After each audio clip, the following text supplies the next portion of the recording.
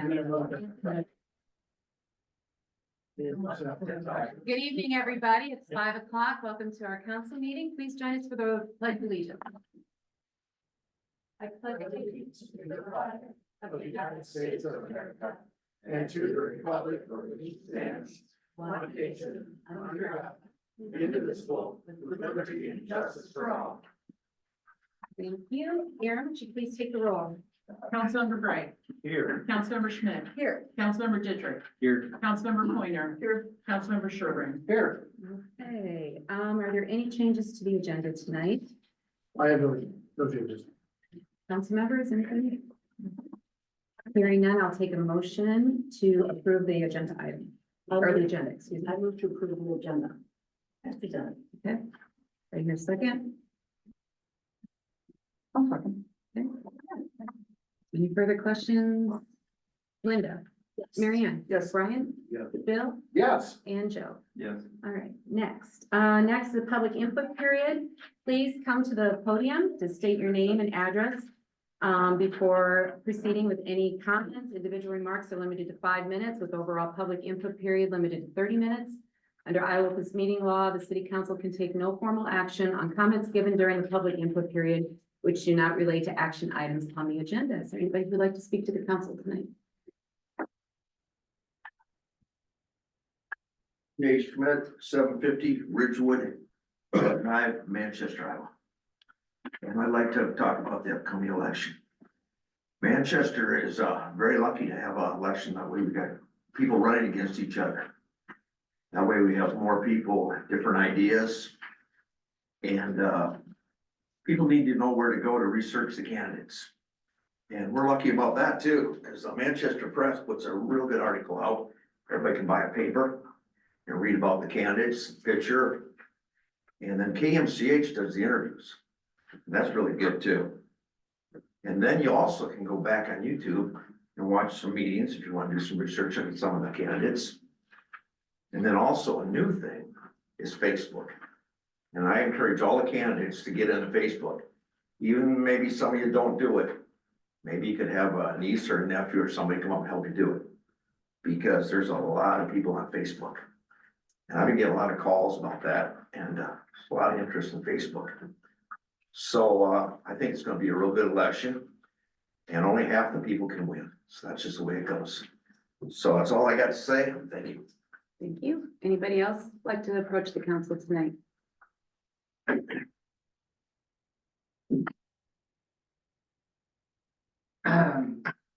Name and Ed address. Fornar, Yeah. 724 East Howard Street, Manchester proper.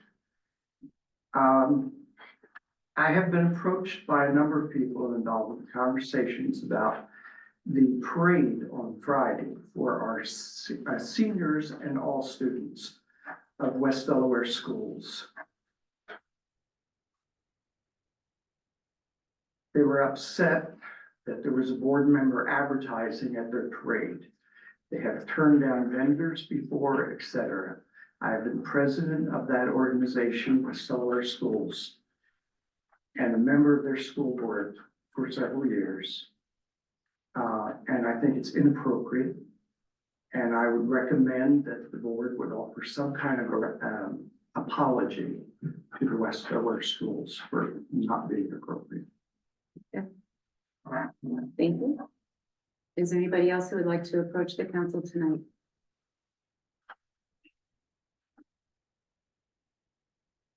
Hearing none, I'm going to close the public input period and we will go on to our consent agenda. First item is I need approval of the minutes of the September 22nd regular city council meeting and also the September 29th special meeting and work session. Next, I need a motion to approve resolution 86, approving the bills and expense report. I need a motion to acknowledge the receipt of the city reports from the wastewater treatment. That's the September report. Next, I need a motion to approve the liquor license. I believe this is for Easy Pickens. This is a Class B alcohol license for Easy Pickens at 2210 State Highway 13. I need a motion to approve the downtown incentive grant payment request from Pat Schmitz in the amount of $11,250.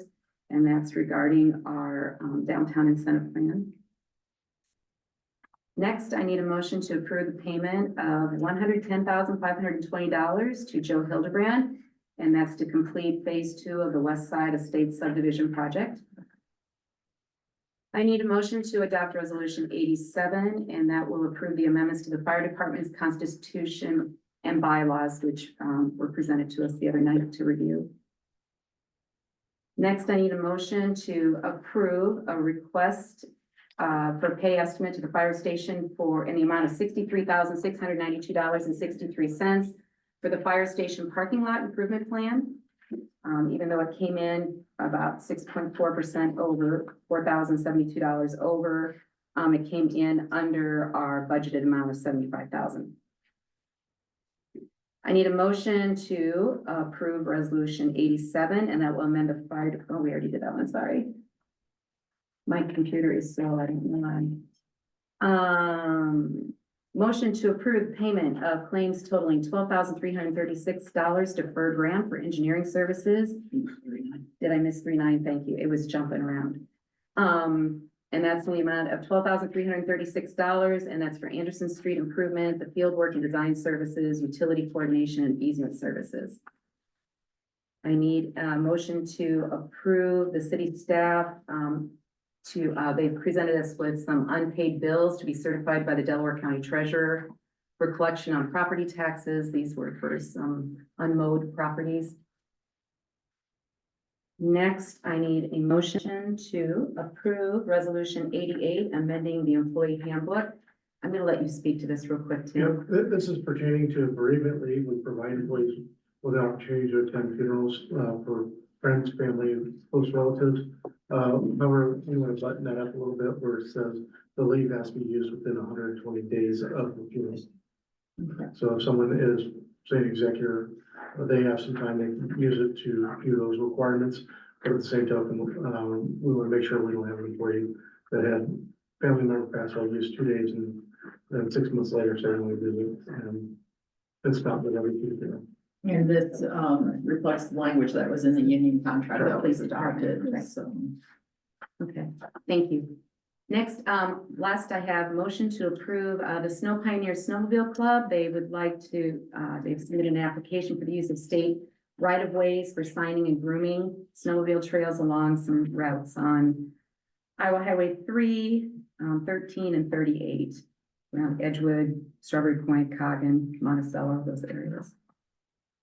And that is all. I'll take a motion and a second, and then I'll open it up for discussion. We make approval of the consent agenda. Okay, No, sorry. all right. Any discussion? Jim, can I ask, the, Department of Transportation application for the state highway for the snow, it's exactly the same as what we've had, right? Nothing has changed. Nothing has changed. So it's still exact. I just want to make sure because I thought we should let people know if there was some change. Yeah, there has been. I assumed it was, it looked like the same thing. That I'm aware of. Okay, thanks. Any other questions? Hearing none. Bill? Yes. Brian? Yes. Linda? Yes. Mary Ann? Yes. And Joe? Yes. All right. Next, we have some public hearings tonight. So it's 5:08, and I'm going to open the first public hearing on the application for a combination of adjoining lots pursuant to City Code Section 170.36. And I'll let you speak to this, Tim. Yep, so Frank Siller is here. This is property he has purchased, out on West Marion Street. This is the property that was the former hotel, and there's a lot just south of it. Frank is asking to combine those two lots together for zoning purposes. Okay. We can ask him to stand and Absolutely. address I mean, is there anything more you want to add to this? I mean, it is a public hearing, so if there's anything you want to add, you can just come right up here and talk to the council, Frank. Thank you. Sailor, 1100 Rosewood Drive. Yep. As Tim mentioned about that, adjoining these lots allows me to move the garage closer to the building Mhm. and add 2 more stalls, so I can better utilize that lot. So that's what I'm trying to accomplish. Okay. Has there been any objections? No, I haven't heard anything, no.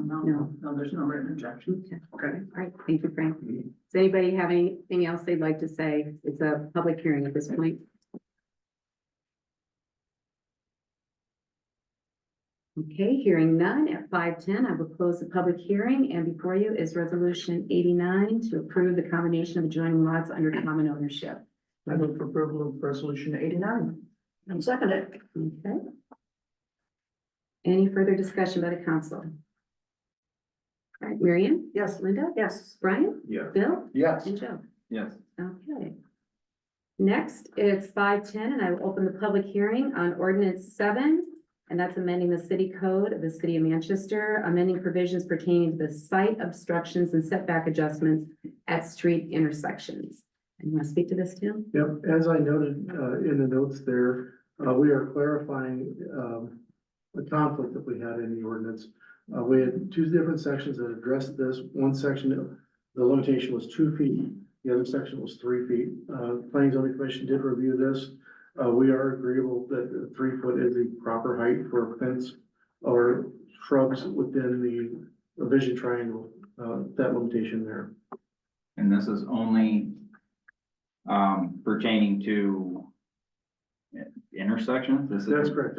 There's a 15-foot vision triangle. The 15-foot point starts at the corner of the property, and you measure out both areas 15 foot, and they do a diagonal across there. Anything within that area is required to be less than 3 foot tall. We ran into a conflict, wasn't it? We did. Somebody was- We had somebody that had requested a variance, Mhm. because they were looking to put a fence in their front yard. It was a 3 foot tall fence. As we were looking through it, one section stated it couldn't be higher than 2 foot. That's the reason the variance request was asked. And when we found out there was a conflict in what we had in the ordinance, the board of adjustment did grant it, but it went to planning and zoning to review, for clarification. Again, this is a public hearing. Everybody has any questions?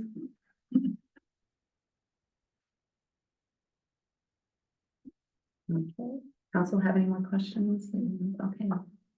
Okay, at 5:12, I'm going to close this public hearing then, and before us, we have ordinance 7. I'm looking for a motion to proceed with the first consideration and adoption.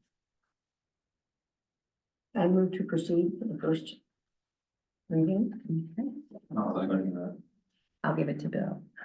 Or, excuse me, to Brian. I'm trying to say Brian. I'm sorry, I'm looking at Bill. I'm saying Brian. Okay. Any other further discussion? All right, Linda, Yes. Brian, Yes. Bill, Yes. Joe, yes. and Mary Ann. Yes. Okay. If it's all right with the council, at the next meeting, I would like to propose that we waive the second reading and move on to the third and final consideration. Everybody okay with that? Okay, we'll get the word, language set up that way. All right.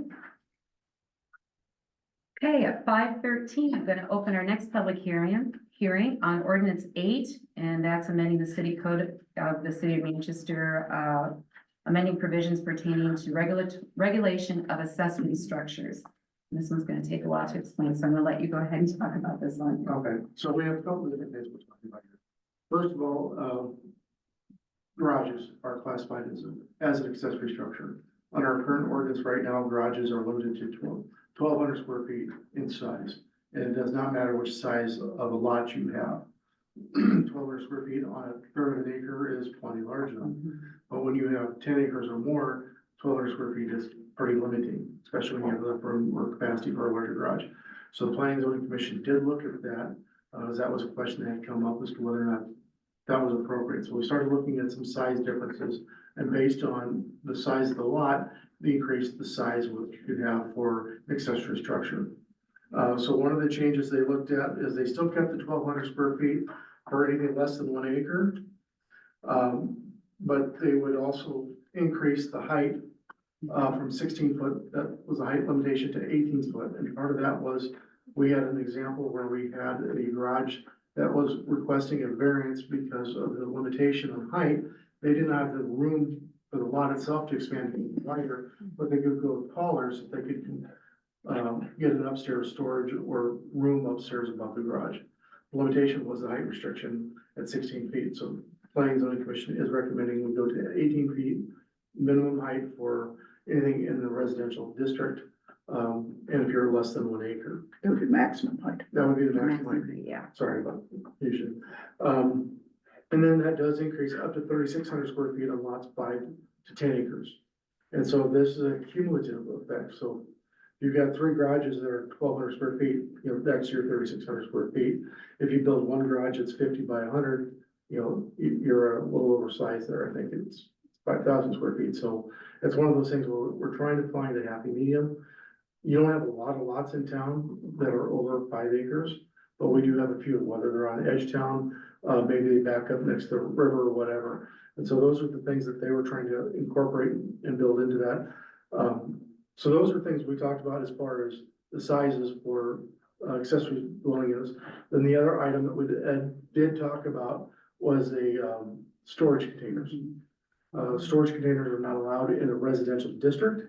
They're allowed and permitted in commercial and industrial areas. There does require a permit for them to be there. If they're gonna be there, typically, I think in the commercial areas of 1 year, and they can extend that time frame with a request. We do allow, residential pods, shipping containers, because we're moving them up, but it's a very short-term, very temporary use for them. They cannot use that as an accessory structure for them to store stuff within on their property. Why are the shipping containers treated differently than a metal sided garden shed? Size difference, most metal sided garden sheds are what, 8 by 12? They're sold at Lowe's and stuff like that, whereas shipping containers 8 by 20, 8 by 30, 8 by 40. And there's a visible difference to them. I mean, you can get 12 by 20, 12 by 24 or whatever down south of Manchester, metal sided. That's same garden shed, you know, I mean, But typically, most people don't want that in their neighborhood or their backyard, looking at a residential structure.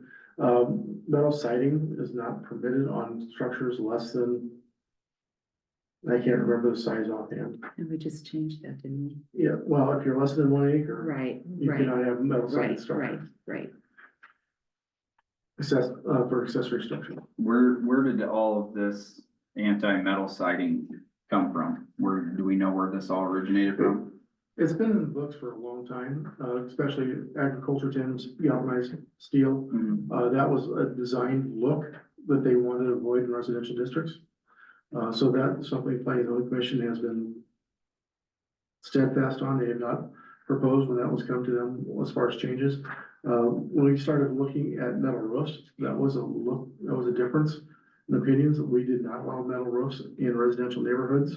We changed that. And that has been changed because metal has become a little bit more of a standard building practice. I can tell you that fire departments aren't nearly as happy about metal roofing. Bill will let you know that. There's reasons behind it. But yeah, it's just something that has been a building standard that people don't like the looks of them in the residential neighborhood.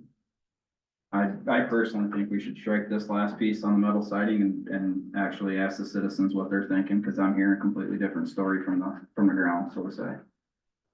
There's a lot of people that I know that would like to be able to buy one of the metal sheds from south of Manchester or something similar to that and have it in their backyard, but we have a code that stops it for a reason that doesn't seem to be very clear to me. Yeah, well, Planning and Zoning Commission has met multiple times and reviewed that, and that's been something that they've held steadfast on.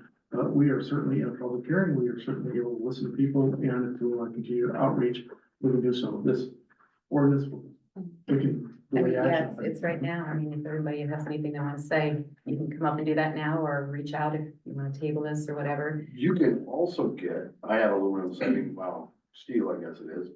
But mine was put on in the 80s and it's just a standard 7-inch, looks like vinyl, but it's actually made out of steel. So I suppose if somebody wanted to build a shed in their backyard and use that where it's not agricultural looking ribbed But steel. doesn't that say that in here though? Anesthetic requirements, container must be finished with suitable residential style roofing and exterior siding. For the shipping containers, it's right in Yeah. there.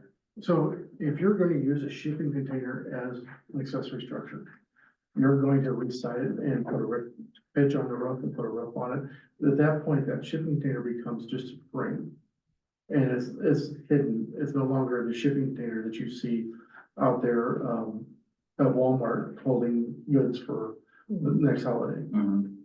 So And some of this came up from the changes in the state law about ancillary building, We some of have- it. No, We haven't addressed all of we it. have not addressed accessories dwelling units, ADUs. That's still something we are working on to get in compliance with, so. And the state code says that we can't have metal buildings in Manchester? No, no, this is a local ordinance. Okay.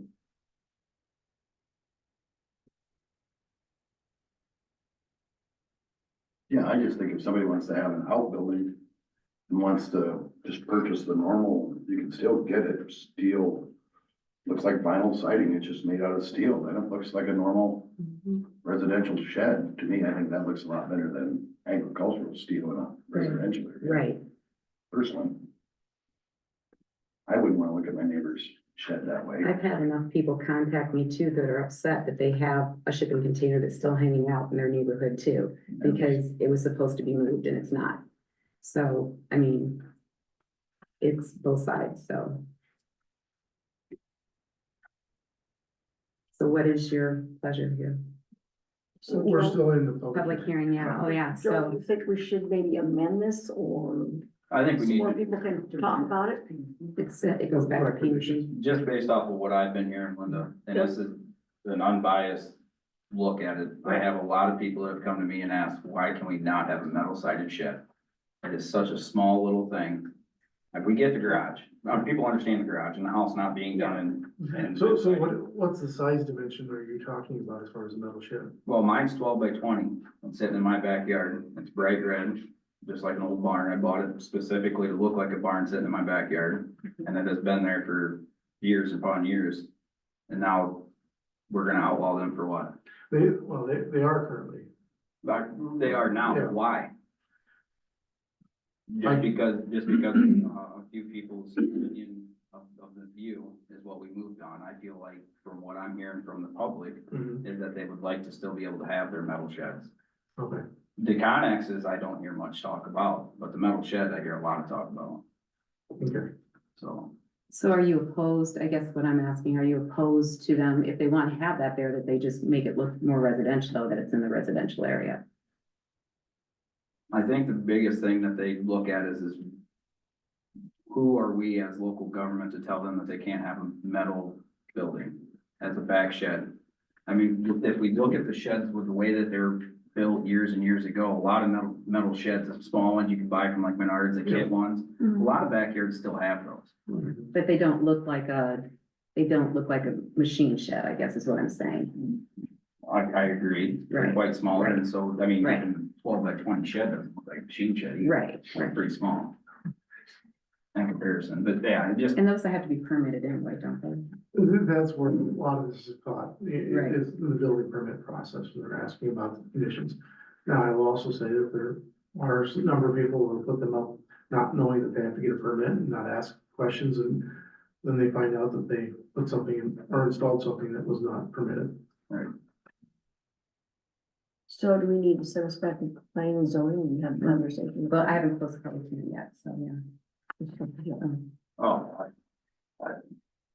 I don't know the answer, I just know that the people that I'm always trying to ask questions about stuff that's coming up on the council meeting, so I can hear what the citizens truly want us to vote, what way, and based off of the homework I've been able to do since this was brought up the first time, when we redid the code that last time, that there just are a lot of people that are saying, why can't I have a red shed? Why can't I have a metal shed?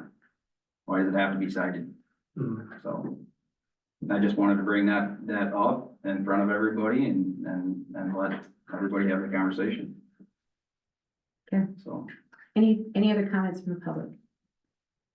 I got a question. Sure. Come up to the front, please. Okay.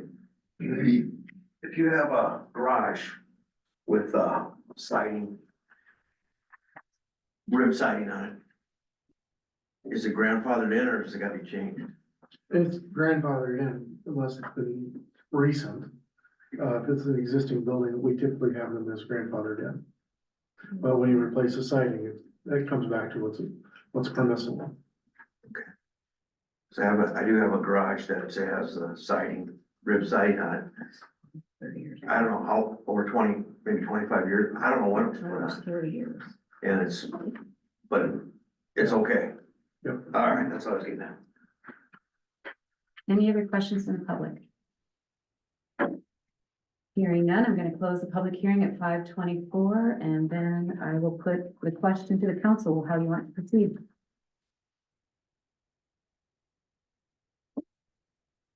Can we run this without that metal part in there and keep the rest of it, or is it all gotta go, or all gotta stay? No, you can amend the ordinance in the way, shape, or form you'd like to. I would recommend that, we send it back to planning and zoning for further conversation, because planning and zoning didn't make the recommendation, and Jim, I'm not clear on this as far as the voting, if we go against what P and Z is recommending. I think we're striking language here, so we're okay. It'd be coming out, you're materially changing the ordinance. That's the, I'd recommend you send it back with recommendations to P and Z, so you get their input, and then you can up or down what they recommend. What I would recommend. I think that's reasonable because they have talked about And the it. other part of I that also is, think it gives. it also people a chance saves to put their politically having input. wasted their time if you don't give them a chance to tell them what you want to hear. I mean, you have people you've asked to look at it. I was on the committee and you ignored me. Might be harder to get people on committees. Yeah. And encourage those people to go to the P and Z meeting when they have it. When's the P and Z meeting? We are currently meeting on the second Thursday of the month at 3:00. We will be getting those meetings set up, so they're posted on the city's website. Is there any way that we can make these meetings more available to the citizens of Manchester? 3:00 in the middle of the week, when most of us are working and raising families, doesn't really work. And I think that's part of the reason why people aren't aware of what's going on until it comes to the council table. I understand what you're saying, and it's difficult. A lot of people say 5:00 per city council meeting is difficult to meet too. Historically, we just don't see people turning out unless they have a reason that they're there, and it's important for them to be there. But the P and Z has met a couple different times as far as what time they want to meet, to see what works for their schedules as well. So obviously, any suggestions or input would be welcome. I have a question. Can they be videoed with the owls like regular meetings? They can. That'd be the only way we can solve the people that can't get here or be here.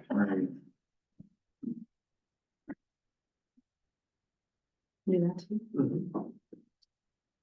I know with our new software management program that we're looking for agenda management, that will make it a little easier for us to input those agendas and coordinate those with the calendars on the website. Yeah, we are planning to put P and Z on there and Board of Adjustment. Mhm. And there are, we're starting to learn about it, but it does look like it's gonna have some nice features where you could select to be emailed anytime there's a P and Z meeting or, you know, there's a lot of different options on there, so. If you have some suggestions for language that you would like us to look at and go back to the P and Z commission with, I would ask that you provide them to me tonight. Yeah, as far as I go, just for clarity, I mean, as far as all of the stuff that's on the top where we're talking about heights and stuff like that, I am not having a whole lot of kickback on that. All the kickback I'm getting is on the actual metal sided accessory structure wordings that prevent us from being able to have metal sided yard sheds. So. Well, and I think when we did the ones for the roofs, when we talked about it, when we changed the one on the roofs, what we told them is it had to look residential. It could be steel, but it had to look residential. Yeah, we do have an exception in the ordinance that says on lots larger than 1 acre with accessory buildings larger than 700 square feet, commercially acceptable siding materials may be used. Factory painted galvanized steel, painted steel, or aluminum sheets, and that's for buildings that are larger than 700 square feet, right? And I did mention the opposition when we brought it up the last time as well, if everybody recalls. It's still the same story from the citizens, so I don't know. I mean, I know some of the stuff, it drags on, it takes forever to get codes changed and worked on. But for us to continue to come up to these chairs and sit in here and not listen to the citizens is not acceptable. And to find a compromise that works for both sides. We have both sides of the Right. issue. Yes, exactly. And that's all we do is compromise. Right. So, So do we want a motion to refer this back to the P and Z with the recommendations. To strike, citing requirements. Yes, Yeah, I'll make a motion to put it back to P and Z.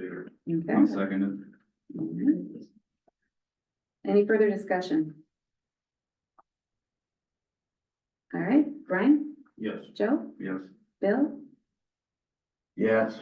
Marion, Yes. Linda? Yes. Okay. Next, our regular agenda items, we'll move on to that. Need a motion to proceed with the second consideration and adoption of ordinance 6. And this is deleting property from the tax increment financing district. And I think we've been talking about this. Yep, and so again, this is referring to the property that is associated with the Farmer Savings Bank, their branch bank that they're putting out there.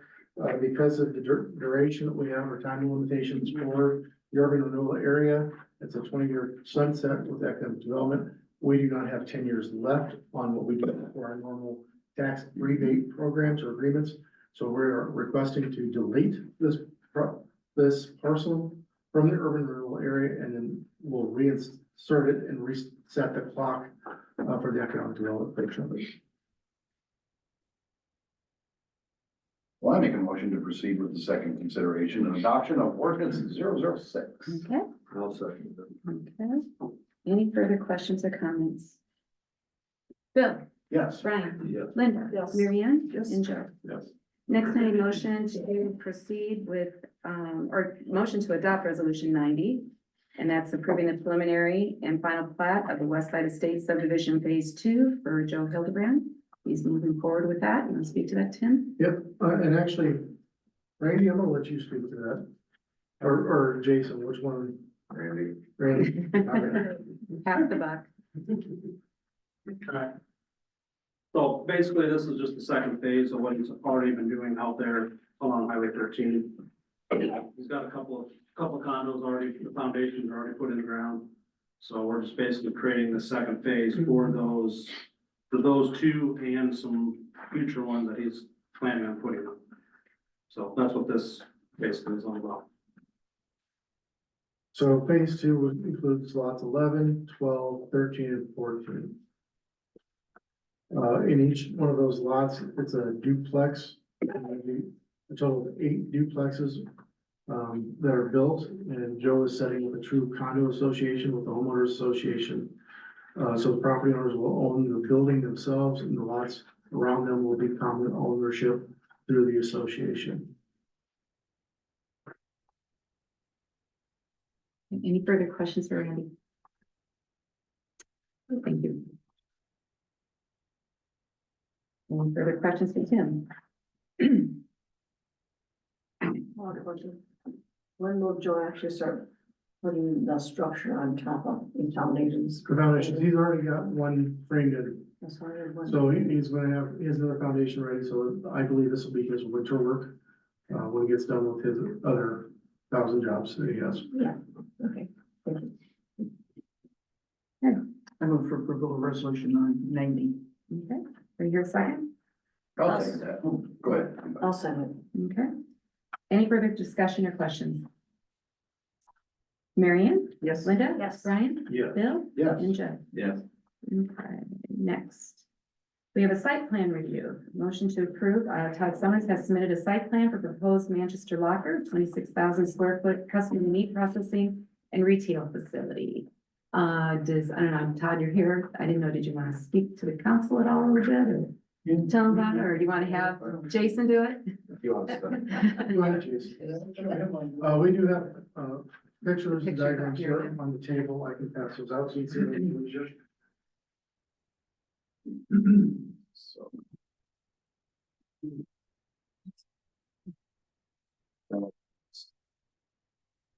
So, Todd, Todd Summers is currently in discussion with Manchester Enterprises to acquire some property in the industrial park. It's Southwest Industrial Park. It's lots that are contained within Southwest Industrial Park second and fourth subdivisions.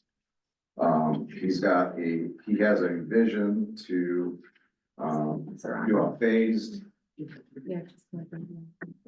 he has a vision to implement a phased development of this lot down here for first phase being a custom meat locker operation. Second and third phases to be a larger processing operation, which he can speak to. Currently, all of this is zoned in I2. And all of what we're looking to do falls under the sorry, my watch is doing dumb things. Falls under the general manufacturing classifications within the city's, zoning ordinance. Because of his phased approach and what he's looking to do here, we want to be transparent with what his vision for the overall property is. So the custom locker and retail portion is, planned to be at the northwest corner of Enterprise Avenue and South Fifth Street. And that's approximately 26,000 square foot building. It's going to have a retail component.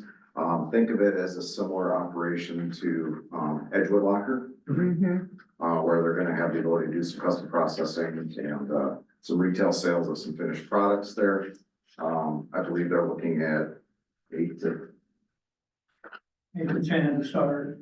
8 to 10 employees, but how many, what's your 20 to 30 animals. 20 to 30 animals a week roughly that could be able to process within that custom locker. Todd currently owns and operates the locker over. Yeah. And I believe that, mention is that this operation would take the place of that one, over there. That particular building over there is starting to show some elements due to its age, and he just wants to be able to try and update, modernize his operations and make sure that he can stay compliant with, DNR and USDA regulations as it pertains to operation as a locker. The vision down the road is to be able to, do phase 2 and phase 3, which would be for a larger operation. He's looking at up to probably planning for about 1,500 hogs a week potentially, up to 2,000 potentially capacity. All of that operation would be internal to a building. So all of the receiving, moving of those animals around, processing is all enclosed within 4 walls. All of the waste products, everything is inside the building. The buildings themselves are refrigerated. So it's an enclosed operation, very different than what probably people connotate as a locker or hide plant from maybe back in 40, 50, 60 years ago here in Manchester. Regulations are significantly different now. The oversight requirements on behalf of the DNR and the USDA and how these operations have to go are significantly different than they used to be. This size of operation, there isn't one in this kind of size within the state right now that Todd is looking at. There's one that's slightly larger, but these are significantly smaller than the very large operations that you'd see in Waterloo or Cedar Rapids. The timing of this future phase is a little bit unclear right now, but in order to accomplish the vision, there's a lot of earthwork that has to happen on this property. So as a part of the negotiation with Manchester Enterprises, we're trying to kind of set up a comprehensive ability to develop the remainder of the lots that are out here in this area. So part of that means putting a regional detention facility for stormwater management adjacent to South Fifth Street.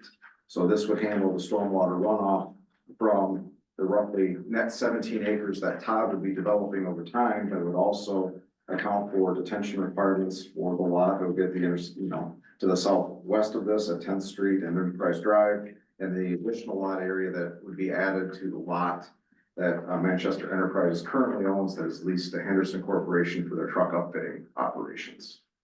And so we have roughly 30 acres of not currently non-developed property that upon development would have to meet the city's stormwater management requirements. And so by doing a large excavated basin in front and create a regional stormwater facility, which works better than the smaller facilities, the regional stormwater facility provides the dirt necessary for Todd to be able to raise the elevation of the lot. Right now, we need to raise the elevation of the areas of the building probably 5 to 6 feet in order to help with the drainage. We have shallow groundwater in this area, so it's important that we get everything up. So we're kind of driving up to it rather than down into it from the adjoining streets.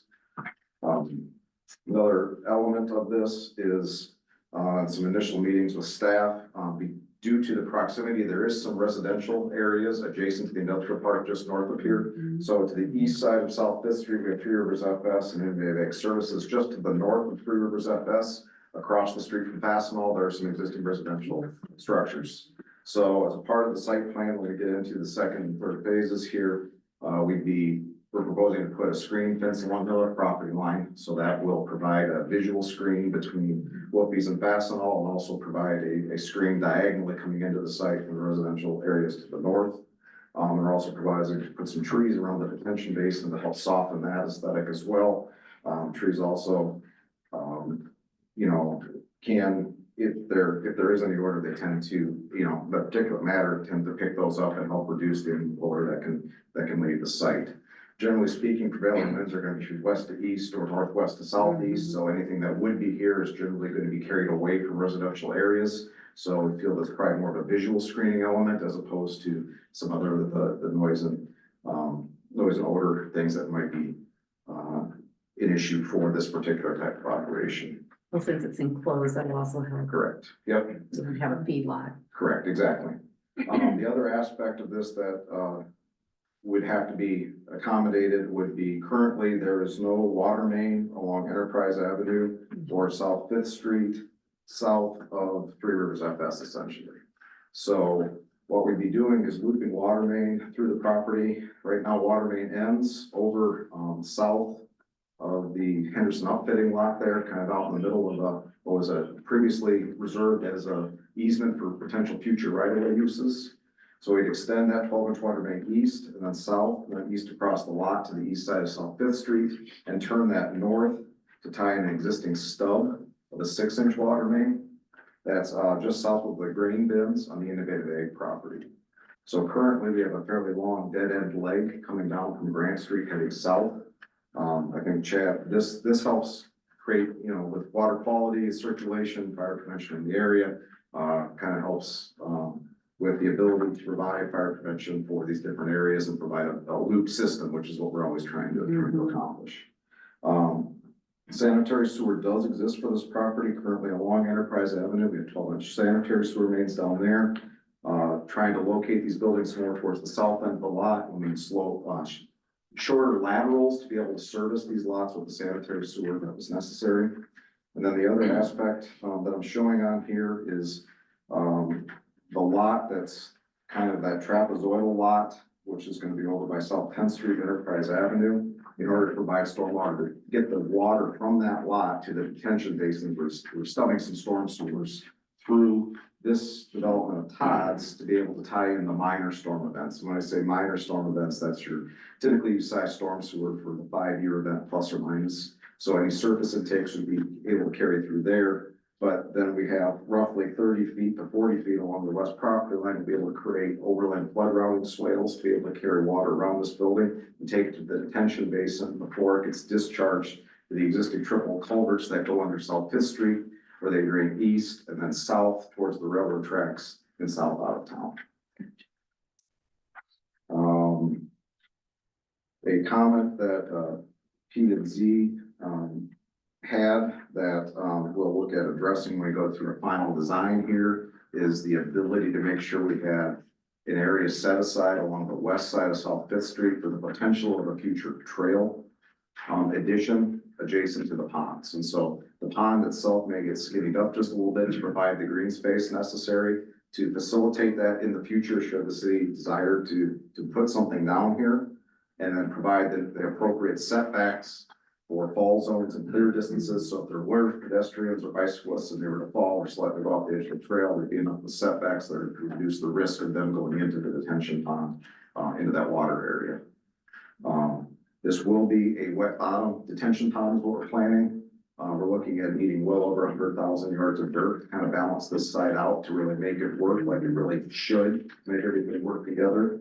And by having a permanent pool in there with the shallow groundwater, we'll provide safety shelves within that storm in that basin, which means if somebody were to go in roughly 2.5 to 3 feet below the normal water level, you create what's called a shelf around that edge. So if somebody were to fall in, they could stand up and not actually go all the way to the bottom of the pond.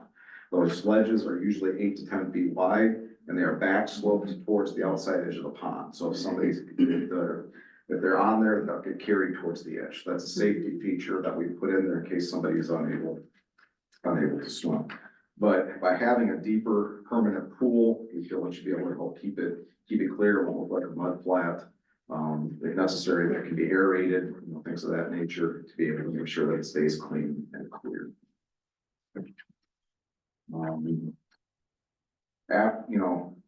With ratification of the site plan, we'd obviously have to coming back to do some plating.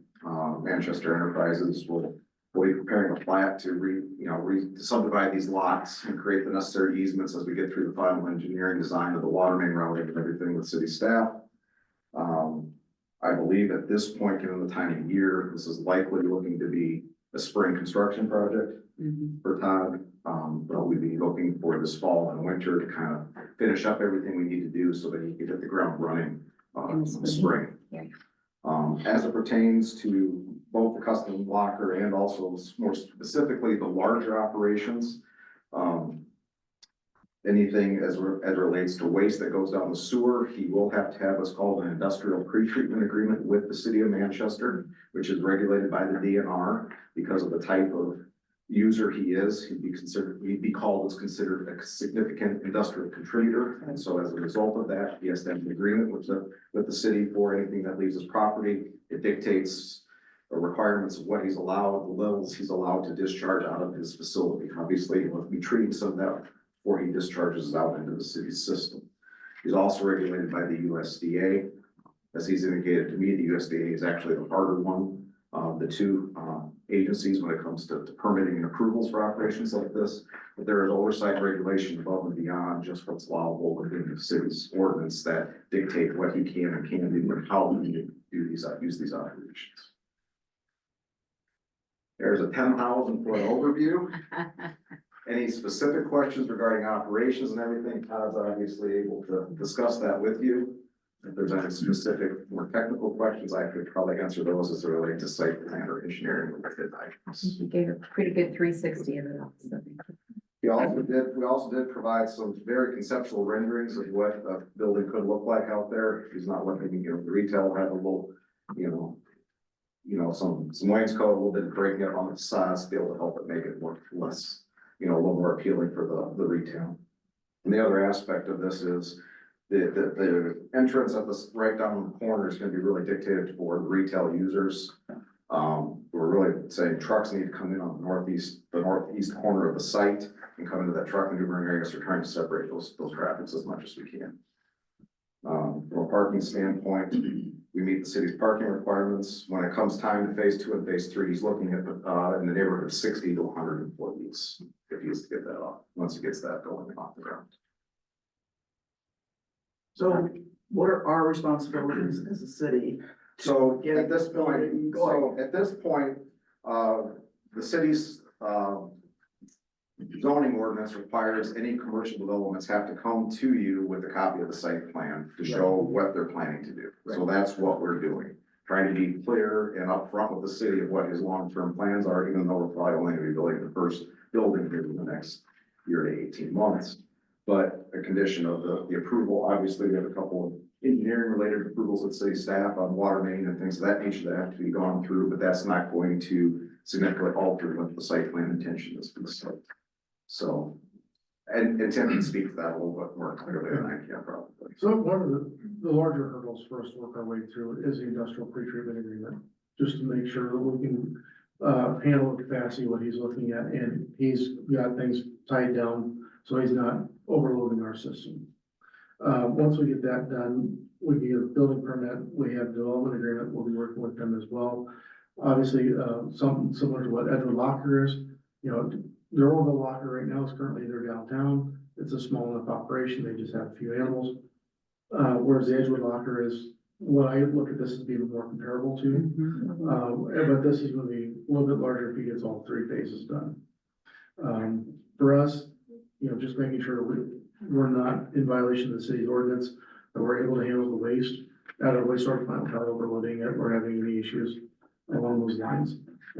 Our water should be okay too. Water, I have no issues with our water. Okay. We have plenty of capacity, we have a high enough, water pressure available there, so that's not the issue. It's gonna be more of the waste. Waste.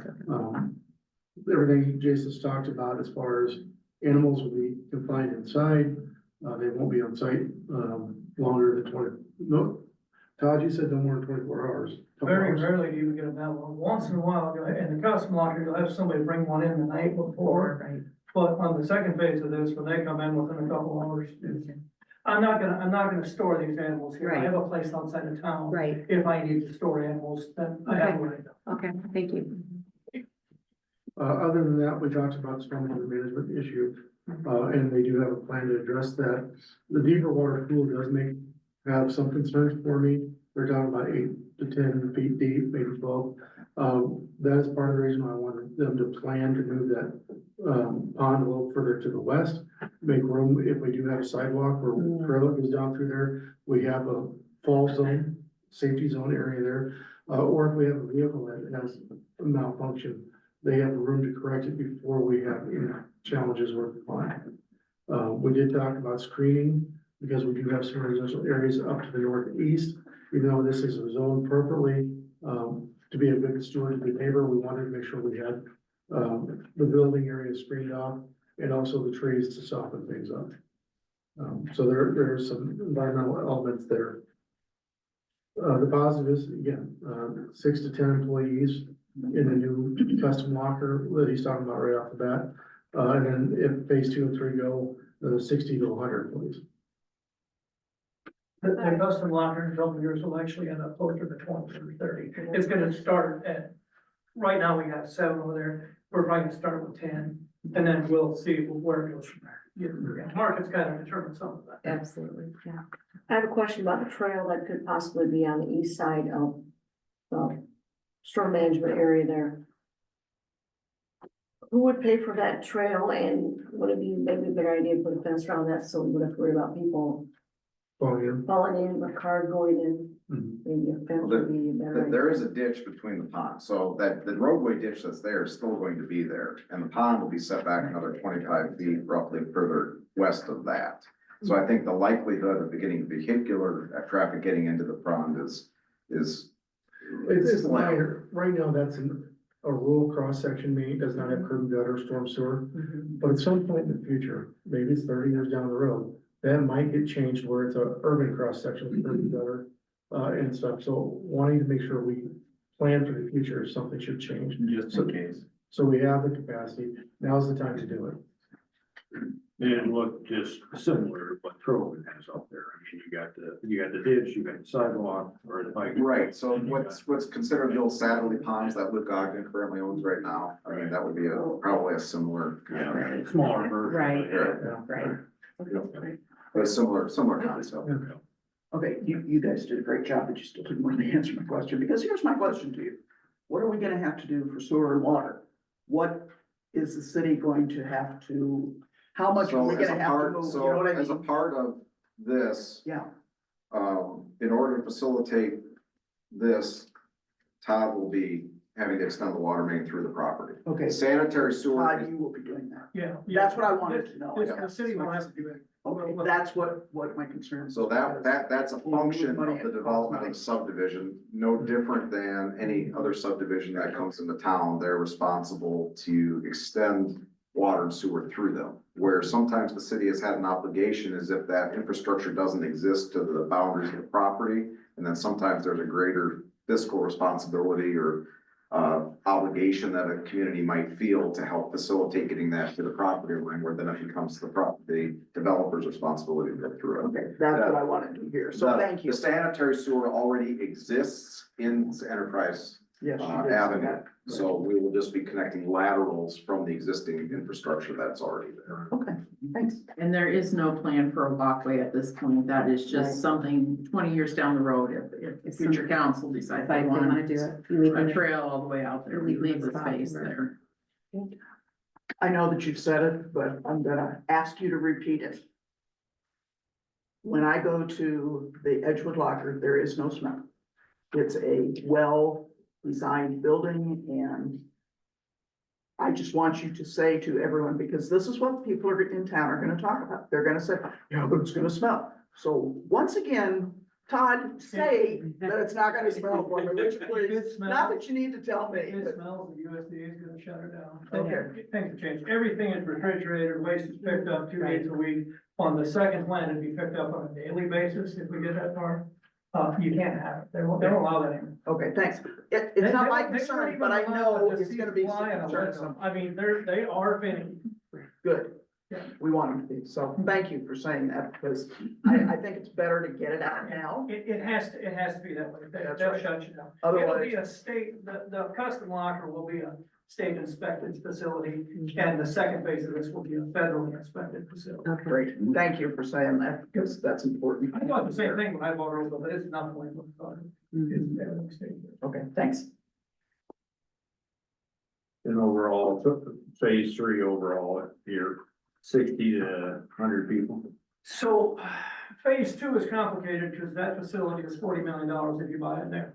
Hey, And if I buy- Todd, can I ask you to come up here so other people can hear you? Thank you. Phase two is a little more complicated because I have to find a facility that's going out of business. Because you can buy them for $5-6 million, where if you gotta build a new, it's 40 million. Right, That's why we're not set on a time on that. right. And the animals coming through the phase two of this, I will own the majority of them myself.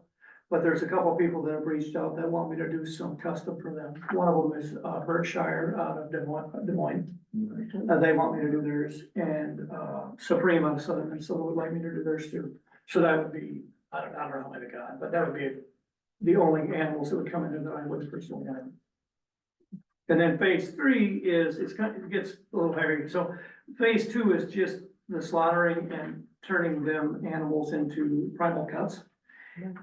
If the market requires, let's say we're short on hams, need a bunch of hams, that's what phase three does. Phase three is we can turn it into whatever the market allows us to get the most value out of So it. you're more finite Yeah. to maneuver. It's, believe it or not, it's more of a marketing thing than anything. Yeah, right. You have to be able to produce what the market will pay.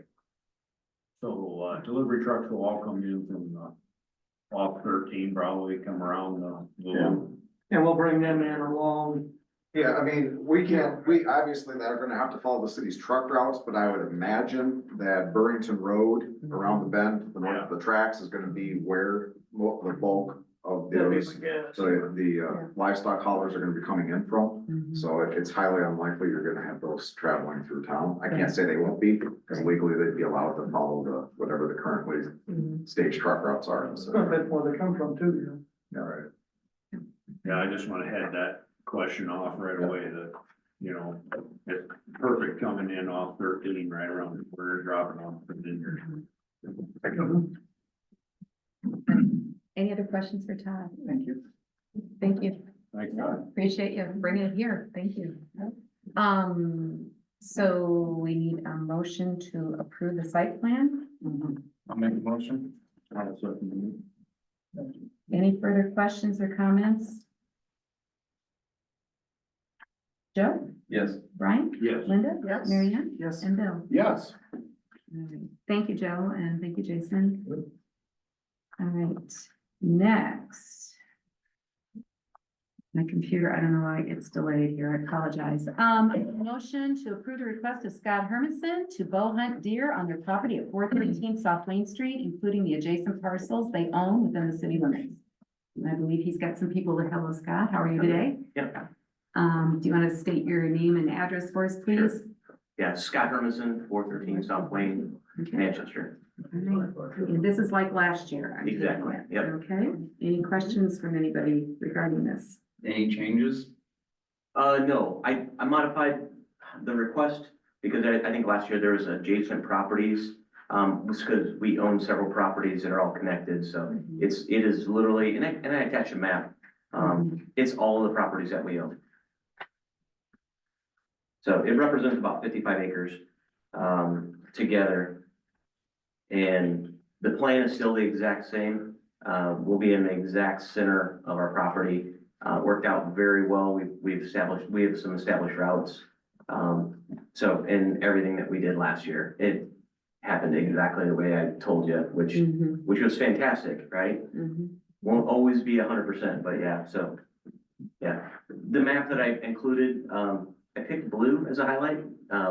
Looking back, maybe I should have picked a different color, but, yeah, so you can see kind of the representative area, represents the farm, and then, the additional about 25 point something acres here. Plus, this is part of it, but we don't ever go down into this little 5 acre piece that goes along Bailey Drive. Or brewer, sorry. Did you fill all your tags last year? No, no. No, we got three. We actually found two additional that had been struck by a car. So we ended up finding 5 total, but yeah. I should say my dog. Your dog. He's very good. All right, any further questions for staff? Okay, thank you so much. With that, I'll entertain a motion. I move to approve 6.4. I'll second Any further discussion or questions? Linda? Yes. Joe? Bill? Yes. Brian? Yeah. And Mary Ann? Yes. Okay, thank you, Scott. Thank you. All right, next, I need a motion to adopt resolution 91, and that's to approve a street lighting agreement with Macocata Valley Electric Cooperation for the installation of 7 streetlights in the West Side Estate subdivision. Tim, I'll let you speak to this. Sure, so just like any other subdivision or city street we have in town, we do have street lighting on those. It is required in agreement with the utility providing the services.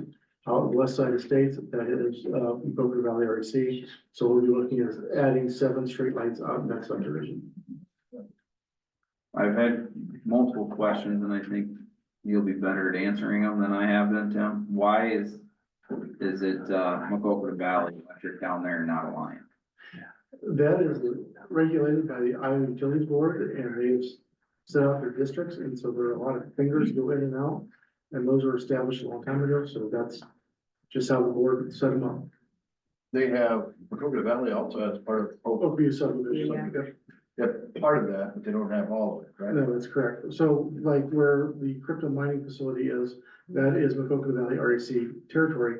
However, when you look at, Stryten Energy, that is, actually Alliant Energy.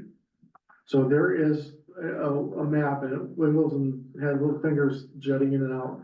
But a lot of that dealt with, where town borders were at the time and how they had laid things out. Do we have an agreement now for lights out there or? Yes, we do. everything else? Yeah, so the, subdivision where Casey's and the hotel's at, we have lights out there already. So this is just across the street to the residential subdivision to the north. I'll make a motion to adopt. I'll second. Any further questions or comments? Bill? Yes. Mary Ann? Yes. Linda? Yes. Brian? Yes. And Joe? Yes. All right, next, yes, Sam Ertles here from Fur Graham. He's gonna present our proposed preliminary special assessment plat for the 2026 Anderson Street project.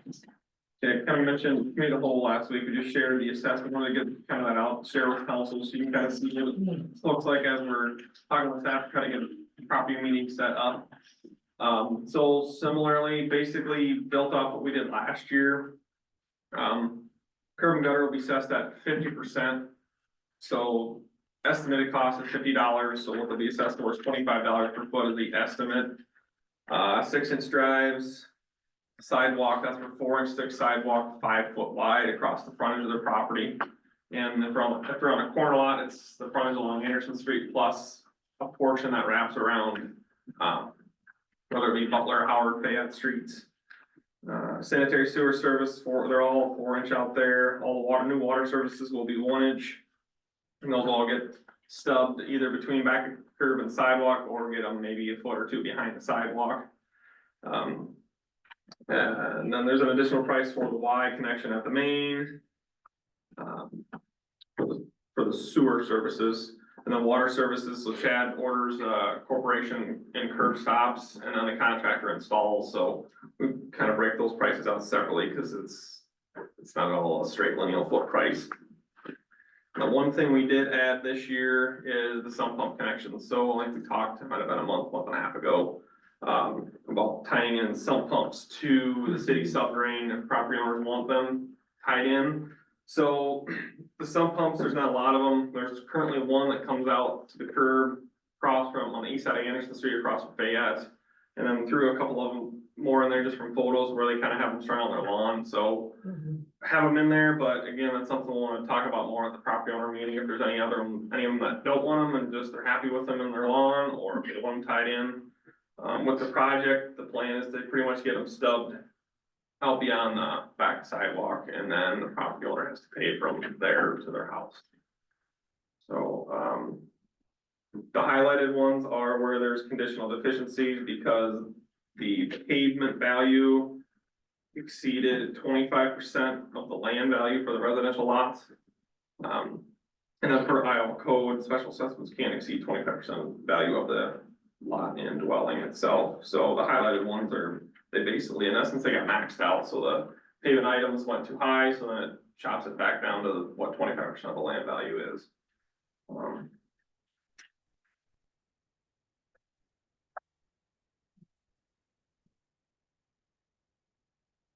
There is no action needed on these tonight. They It's just just, for information in your review.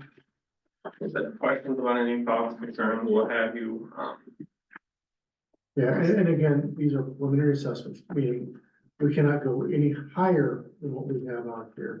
When we get the bids and the final project number, typically it does come in lower, but if we don't hit what our mark is and it comes in higher, they will not be charged any higher than what the preliminary assessments is set at.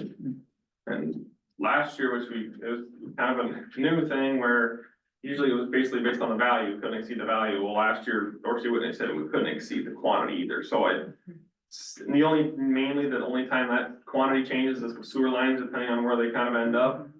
So we did add some fluff into the quantities themselves, so that's why it might seem a little higher than historically as well, because we always try to make sure we get a good enough estimate that's high enough, so it's not capped at the, basically since the preliminary is the cap, but we also did add kind of a little more fluff to the quantities, so. But the intent is hopefully everything comes in lower, but again, that's all dependent on what bids come in at, and you might have a little bidder he might have a little bit of the project, but the unit price for a driveway might be higher than everybody else's, so it's just because of the low bid doesn't mean it's the low bid or item, low cost for that specific item. Some pump connections, I'm just asking about that. Cause I know there is some homes up there that have it, that just dump it out on the yard and whatever. Do they have to hook up or not necessarily? They're not required to hook into the subdrain on there, they are not allowed to be connected to the sanitary sewer, but you're welcome to dump it on your yard. Yeah, and some of them are dumping them just because they wanted the water for their grass. Yeah. And Jason, I think he was getting hit up a lot by, which is not this phase, but next phase, the condo just north of Union Street on the east side.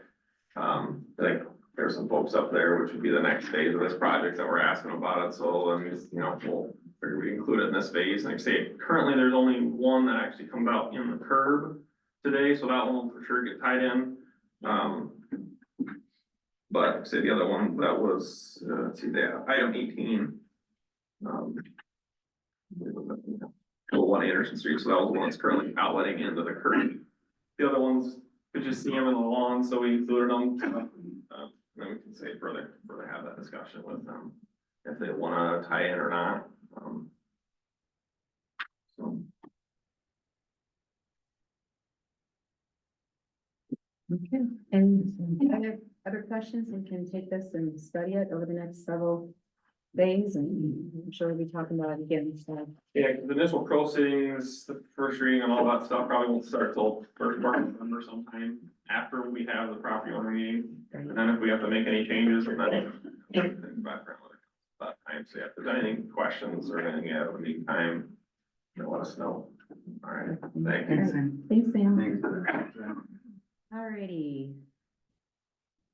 Next, acknowledge the receipt of the termination of services letter from our city attorney, James Peters. I would tell you, I sent it to 9 other towns too. I didn't just pick you guys. Yeah, they're not gonna deny it like we are.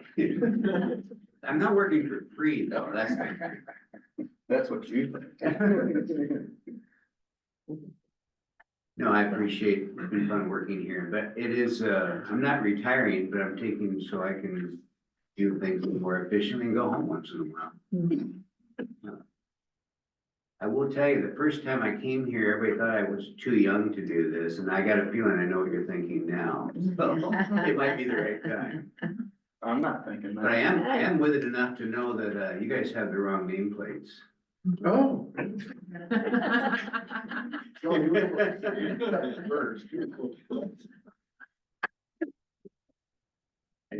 Well, we thank Blame you it for on the, Tim. Thank you, Jim. we thank you for the many years of service to us, so, yes, yes.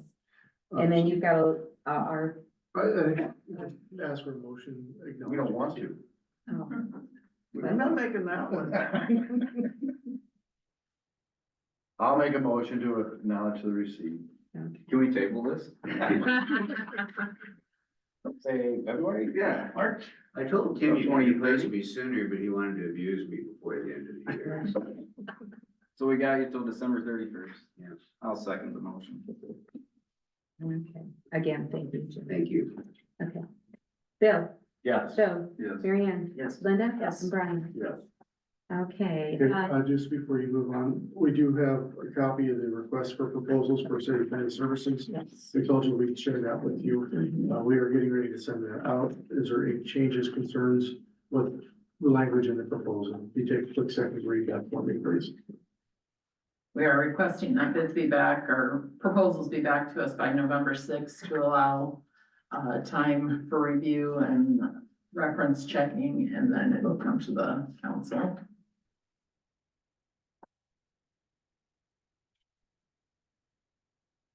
That can give you time. Yes. If you have a firm that you would like us to send this to, make sure we do that.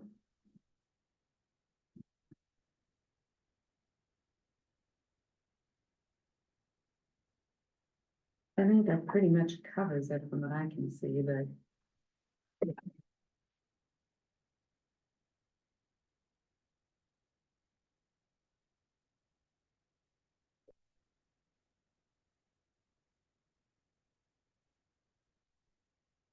Yeah, I think if we don't cover everything. Oh, it's good. She wanted a motion to go. No, we'll just send it. out. Yep, as long as you're okay with it. You sending it tomorrow? Yes. All right. If you see anything tonight, let you know. Yep. Okay. Can you send me in minutes? Yeah. By the way, the day I sent this out, I got 2 requests for proposals from towns in Fayette County. Yeah. So apparently there's a lot of people, there aren't a lot of people want to do this stuff, to be honest. Mhm. That Not a lot and of city it. audits. Yeah, there just aren't a lot of us. Getting harder and harder to find it. Okay, did you want to bring us up to date on nuisance Yes, property? the one that is waiting for default is the one that's the vacant lot that we've talked about in the past. You have to go through all this notices of mailing because there's nobody ready to serve. We're just waiting for orders now. We've applied for the default. On the 420 South Madison, we're proceeding with an abandoned building. Everything was getting served and they sold it on contract. People who bought it at tech sold their interest on contract. It's an interesting question because whoever bought it is still subject to our lawsuit for abandoned building. They don't get around it with that. So the person who bought it could still lose the property under our petition. On the other hand, if they're willing to fix it up, which it appears they are, we have every incentive to want to continue and give them a chance. And that's where we're at on that. I had a conversation with the person that purchased it. They have already started cleaning out the property. They've taken down a couple dead trees on the property. They want to get this flipped around so that it's on the market in the next 90 to 120 days. So with that, we're continuing the hearing. We're not dismissing it. We want to keep the leverage. All right. And that's the only 2 we have pending right now. And I see we got 4 that you're working on, or 1, 2. I think Tim's got the other 2. Tim's got 3 of them, you got 1. Okay. And then I did drive around this weekend and I see we have a couple buildings that are on our nuisance list area that have started having broken windows out too. So Mhm. talked to Tim today about getting notices out to the property owner. They get 21 days to secure the building, close up the windows, or else we will do so and then assess the cost back to the property owner. I told him about one on Sherman. It's on the back side of the broken windows though. Okay. It's in the alley side. If we can see it from the property or see it from the right of way, that's Yeah. what we're going after. Well, I reported that one too, so. Okay. All right. Any other questions for Jim on the nuisance properties? Okay, thank you, Jim. You wanna go first, Jason? Is there anything else you can tell us? Just that, check plans have been submitted to DOT for the Grand Avenue Trail, so it's progressing through their internal review process.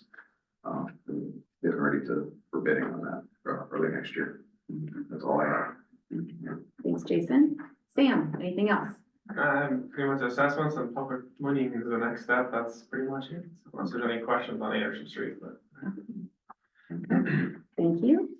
And Jim, did you have anything else? No. Okay, Tim? We are working our capital improvement plan, which city staff will be meeting, this week and next week to go through our preliminary proposals of what's coming up, what projects need to be done, addressed, going through ranking them as far as, needs and what needs, how we're gonna address those. And this is just kind of the kickoff for us getting prepared for budget work sessions as we go through that process. I was notified by Kirk and Michael at the end of last week. They have received the contracts from the contractor regarding the resurfacing of the airport project.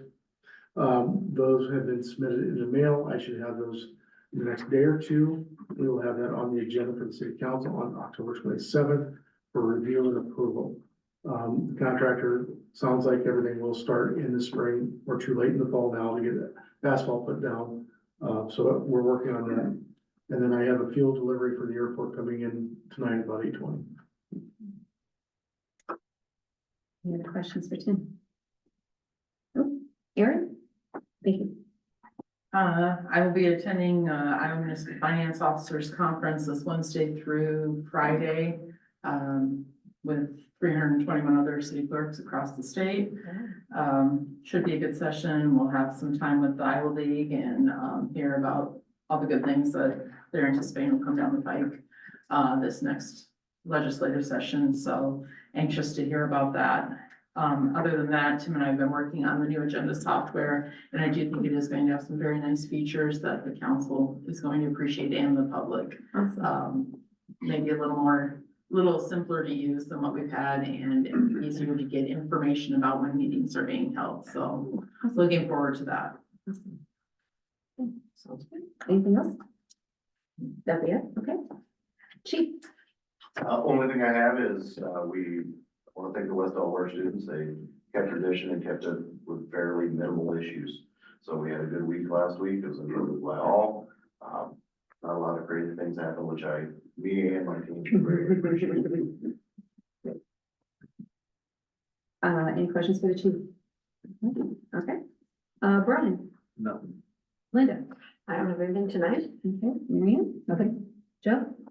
Yeah, I just, wanted to let everybody know that I'm working with West Delaware and some of the, city staff. I'm trying to figure out, if it's possible, if there's red tape or whatever that's gonna prevent us from doing it. It's very early stages, but seeing if we can get, the autos class to start doing some maintenance on fleet vehicles, if it's even possible. It's just something I'm looking into, and, once I get all the ducks in a row, I'll bring it to the council and see what they think. Okay. Anything else? Okay, Bill? No, I go with the chief says. Bunch of people up in our neck of the woods were tickled that it wasn't crazy this year, but you know, still tradition, but nope, that's all I got. I got it too. Twice. So, I don't have anything either. I just want to thank everybody who came out and supported the dog park event yesterday. That was really nice. I think they're probably pretty close to 700, a little over $700 they made, so it was good. It was a beautiful day. So, with that, I'll take a motion from Brian, a second from Linda, that we are adjourned, and we are adjourned. Have a great night, everybody.